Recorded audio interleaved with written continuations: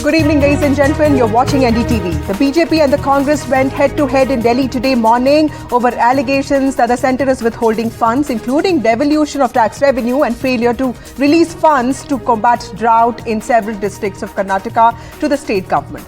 Finance Minister Nirmala Sitharaman has, however, said that these are imagined numbers and Karnataka, in fact, has received more than thrice of what it did under the UPA government.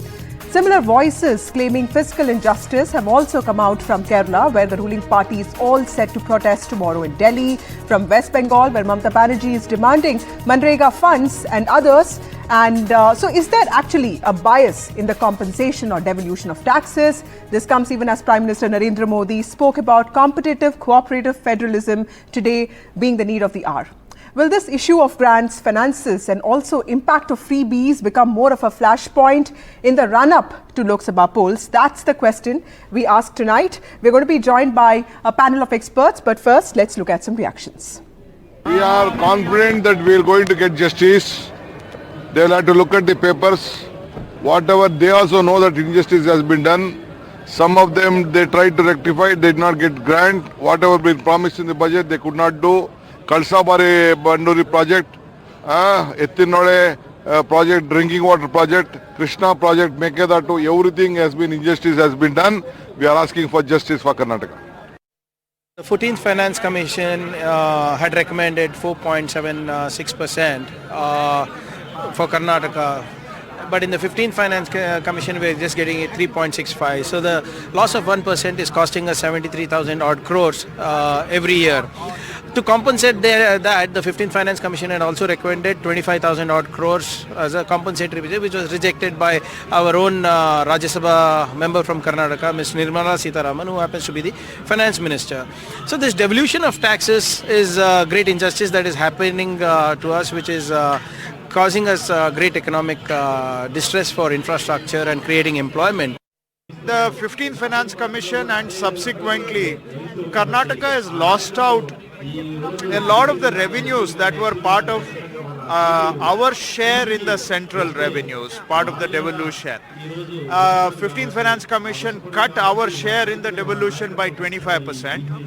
On top of it, the Finance Commission recommended about 11,495 crores of special grants to Karnataka. Government of India has not released a single pie of the recommended amount of 11,495 crores.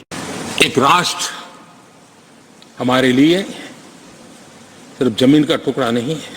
Hindustan के किसी भी कोने में दर्द हो तो पीड़ा सबको होनी चाहिए। जिस प्रकार से हिंदी और भाषा बोली जा रही है, देश को तोड़ने के लिए, राजनीतिक स्वार्थ के लिए नए नैरेटिव गढ़े जा रहे हैं। एक पूरी सरकार मैदान में उतर करके भाषा गढ़ रही है। इससे बड़ा देश का दुर्भाग्य क्या हो सकता है? देश के अंदर ये भाव तोड़ने का क्या प्रयास हो रहा है? क्या इस प्रकार से देश को हमारा टैक्स, हमारे मनी किस भाषा में बोला जा रहा है? ये देश के भविष्य के लिए नया खतरा पैदा करने वाली बात है। Government of Karnataka, using taxpayers' money, has given full-page national newspaper advertisements outrageously in parliamentary language, not the truth. Disaster management 6196 crore and capital investment 6280 crore. दोनों मिलाकर के 12,476 is what is the amount, but disaster management 6196 crore has been given. दूसरा, special grant is now a mirage. Special grant के बारे में मैंने पहले शुरुआत में ही बोल दिया कि special grant recommendation, final recommendation में ही नहीं था. So finance commission का recommendation जहां नहीं है, उसको आप डाल रहे हो इधर. सिर्फ मैं आपके सामने विनम्रता से एक बात कहना चाहता हूं. ये सब बातें सिर्फ एक मानसिकता से निकलता है, वो अलगाववाद मानसिकता है. Let me bring in my guests here, Basavaraj Rai Reddy, Congress MLA and also economic advisor to the CM of Karnataka. We have Syed Zafar Islam, who's the national spokesperson of the BJP. We have Lavanya Balal Jain, who's the spokesperson of the Congress, and of course Sumant Raman, political analyst. Thank you all of you for joining us on this broadcast. Let me start with Mr. Rai Reddy. Sir, the finance minister has actually issued a clarification. She has rebutted these numbers, calling them imagined. But tell me one thing, this 8 states have seen a decline in their share of central taxes following the 15th Finance Commission.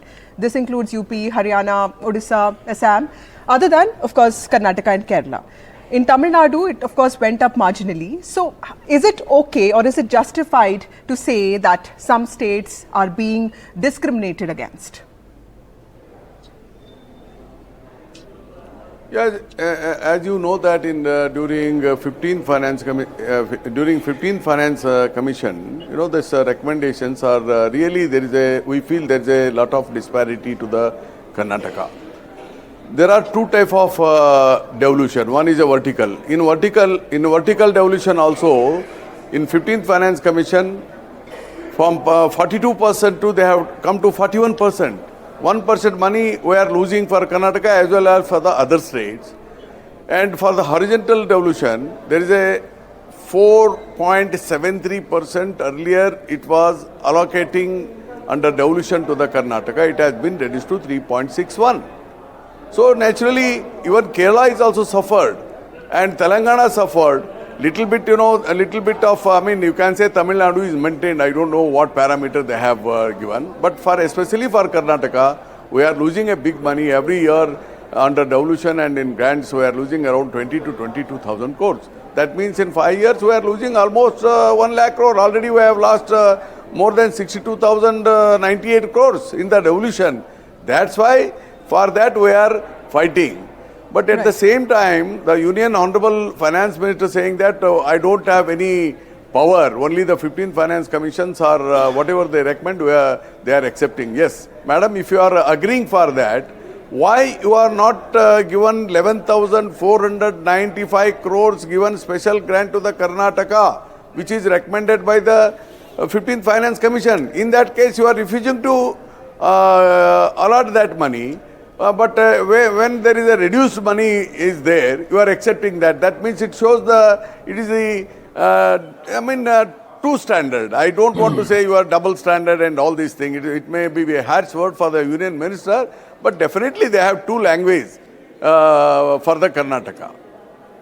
Thank you, Mr. Raya Reddy. Let me take this question to Mr. Islam. Today, I was listening to the Finance Minister and she said that the recommendations of one Finance Commission cannot be compared to what earlier Finance Commissions have said because these recommendations can be very different. Now, you know, we all know that earlier Finance Commissions did take into account the 1971 census and of course then there was also other attributes that 2011 census brought in and the 15th Finance Commission took into consideration many of those attributes. So, but do you think what Mr. Raya Reddy is saying reflects a trust deficit between the centre and the opposition ruled states? And do you think this will impact your performance, especially in the south of India?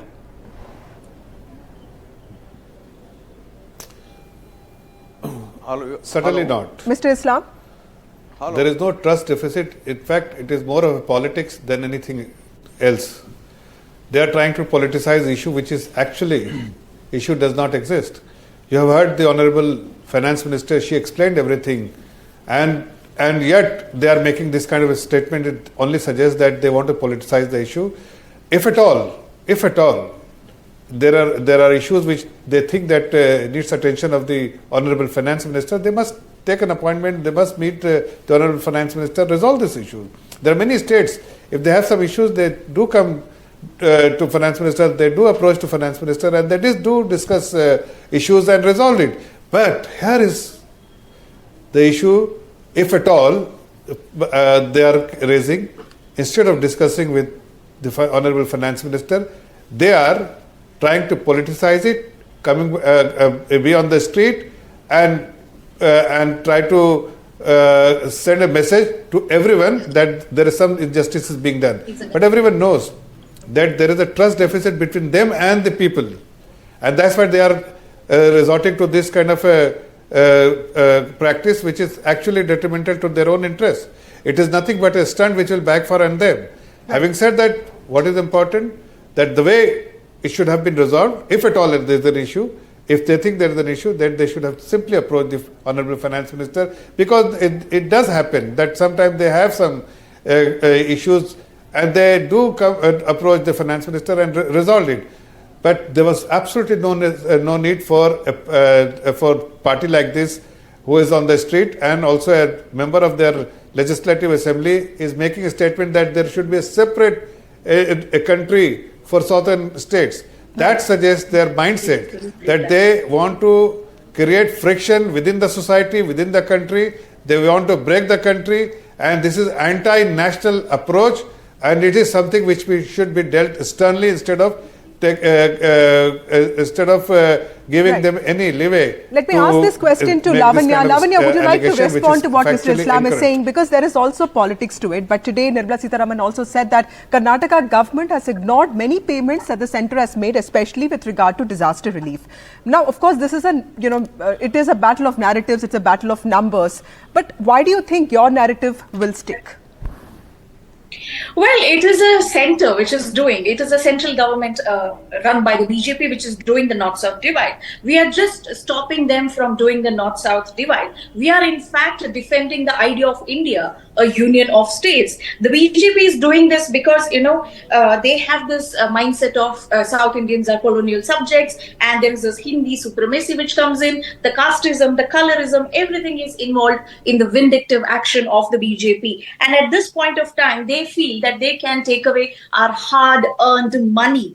It is their right to take away our hard-earned money and not give anything in return, which is our right. It is just exactly like the colonial Britishers who felt they deserve our wealth that is, produced in India. This is the same mentality we have seen during the Britishers. We see the same mentality among the BJP, which feels they have to take and take and take, which does not give anything. The South contributes so much, the southern states, right? We even host people here who come for jobs. And after that, there is zero respect for the southern states. There is the Hindi supremacy attitude which comes while they treat us. All we are asking is for respect and our rightful share of funds. When the finance minister says, we have already given these many funds, it is our rightful share. There is not a charity that they're doing. Right. Yet, in spite of it, we are also being denied additional funds. Okay, let me ask this question to Sumant Raman. Sumant Raman, like Lavanya is saying, of course, there are two criteria, the 2011 population and demographic performance, and both seem to have cancelled out each other. Now, there's a high weightage for income distance and poverty. In other words, like if you say, it's not the responsibility of richer states to contribute to the development of underdevelopment regions. That is what some people would believe. But, isn't it actually better the other way? Like if the South is taking more responsibility of it and, of course, being valued for it, isn't that a better concept? Or do you think that the North versus South divide is here to stay and it is here to sort of give way to more politics? No, I think that the southern states have a very valid point. I mean, quite clearly, this talk of separate country and all is completely unacceptable, and I agree with Syed Zafar Islam on that particular point. But let us face it, there is a genuine grievance that the southern states have, and no amount of jugglery with words and statistics is going to hide that. Let me give you a simple example of my state, Tamil Nadu. We had a devastating flood affecting Tirunelveli, Tuticorin, and southern other districts.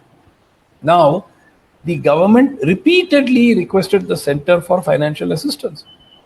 And from the NDRF, the only concession that the government of India did was to give an advance installment of the state's own receivable.